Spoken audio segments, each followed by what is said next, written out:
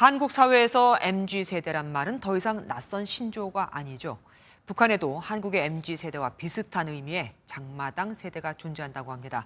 지난해 입국한 북한 이탈 주민 중 절반 이상이 이 세대에 속한다고 하는데요. 이들은 어떤 생각을 갖고 있는지 평양 돋보기에서 김세희 기자에게 들어보겠습니다. 어서 오십시오. 김 기자가 이 사람들을 직접 만났다고요? 네, 맞습니다. 북한반 MZ세대라고 하면 정확하게 어떤 세대를 말하는 겁니까? 네, 바로 1980년대 이후 출생한, 그러니까 좀 MZ세대라고 하면 저희 나라는 좀 2030을 생각할 수는 있지만 우리나라는? 조금 더 나이 든 사람부터 시작해서 장마당 세대라고 불리는데요. 김정은 체제가 출범한 2012년 당시 20대와 30대로 북한 사회의 주역으로 등장을 한 세대입니다. 시장 경제에 의존하면서 외부 정보를 많이 접해서 체제에 대한 의구심이 높아 북한 정권에게는 통제가 어려운 특징을 갖습니다. 또 당에 대한 충성보다 스스로의 성공을 더 중요시하는데 거짓 충성심을 보이는 경우도 많다고 합니다. 입당해서 뭐 어쩌고저쩌고 이러면은 쟤 바보 아니냐? 엄청 비아냥거려. 여행도 하고 싶고 공부도 하고 싶고 그리고 본인이 원하는 꿈도 펼쳐보고 싶다. 근데 북한 땅에서는 할 수가 없잖아요. 그러니까 북한이라는 나라나 공산당에 대해서 거부감이 굉장히 큰 것 같습니다. 장마당 세대들이 그렇게 느끼게 된 계기가 있겠죠? 쉽게 말씀드리면 그전 부모 세대부터 삶이 전혀 나아지지 않았기 때문이라고 하는데요. 북한 이탈 주민들은 공통적으로 김일성 주석부터 김정은 위원장까지 3대에 걸친 지도자들 모두 쌀밥에 고깃국을 먹게 하겠다고 약속했지만 이것이 지켜지지 않은 데 대한 배신감을 토로했습니다. 네.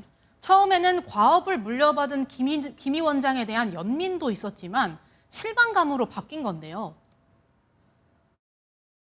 젊은 어떤 영도자가 이렇게 우리를 뭐 인도한다 이런 느낌으로 해가지고 너무 좋아했거든요. 심지어 과거에는 비밀스럽게 주고받았던 뇌물도 최근에는 대놓고 요청하는 경우가 많아서 어느 대학에 진학하느냐도 뇌물에 따라 달라질 정도라고 합니다. 체제에 대한 염증이 쌓일 대로 쌓인 것 같습니다. 한국 드라마나 음악 같은 문화 콘텐츠가 북한에서 상당히 영향력을 미치고 있던데 이건 어떻습니까? 네, 맞습니다. 장마당 세대 대부분은 암암리의 한국 드라마와 음악을 접했다고 하는데요. 장마당에서 직접 USB나 SD카드를 구매를 하는데 원본부터 복사본 거래가 활성화돼 있고 국경지대에는 골동품 상인들이나 해외 노동자들 편에 많이 들어온다고 합니다. 네.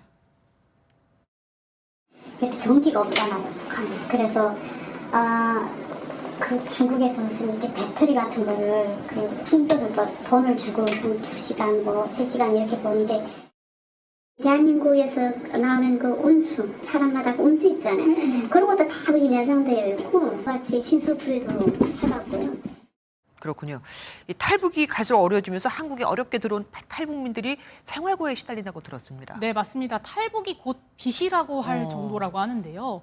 코로나19로 인해 북한이 국경을 강하게 봉쇄하면서 CCTV나 전기철조망 등을 통한 경비가 더 삼엄해졌다고 합니다. 네. 그렇다 보니 탈북 브로커들이 큰 금액을 부르는 경우가 많았고 많을 때는 1인당 1억 원 정도를 요구했다고 합니다. 아이고. 그 결과 우리나라로 왔을 땐 빚이 상당한 경우도 많다고 합니다. 예, 여기까지 듣겠습니다. 지금까지 김세희 기자와 함께했습니다.